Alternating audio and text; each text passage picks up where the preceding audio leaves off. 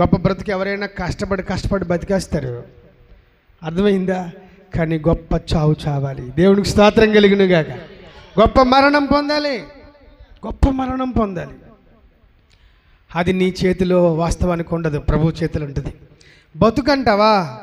ఏ హోటల్లోనో, ఏ కంపెనీలోనో, ఏ teaching క్లాస్కి వెళ్ళిపోయి ఆ 12,000 15,000 తెచ్చుకోవచ్చు. ఈ పులుసుతో ఈ ముద్ద దిగిపోతుంది, ఇలాగ వెళ్ళని అనుకుంటాం.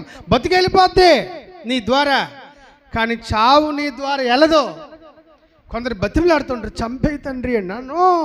నువ్వంతా కొయ్యాల్సిందేనరా, వయసు అప్పుడు పూర్తిగా ఏం విత్తావో ఇప్పుడు కొయ్యి అంటాడు, అంతే. కోసేంత వరకు చంపడం.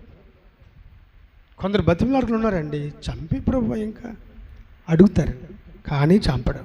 దేవునికి స్తోత్రం కలిగునుగా.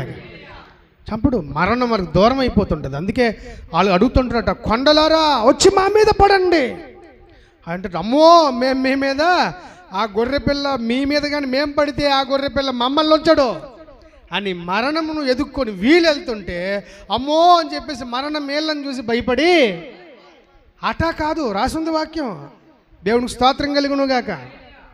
కొంతమంది దుష్టులు ఆ రోజు అలా చేస్తారు, కొండలకు అన్నిటి బతిమలాడుతుంటారు, వాళ్ళ విగ్రహాలు కాలే బతిమలాడుతుంటారు.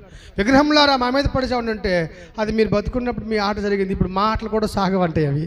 ఎందుకంటే వేలుచున్నవాడు మామూలుడు కాదు. దేవుడికి స్తోత్రం కలిగునుగాక. భయంకరం.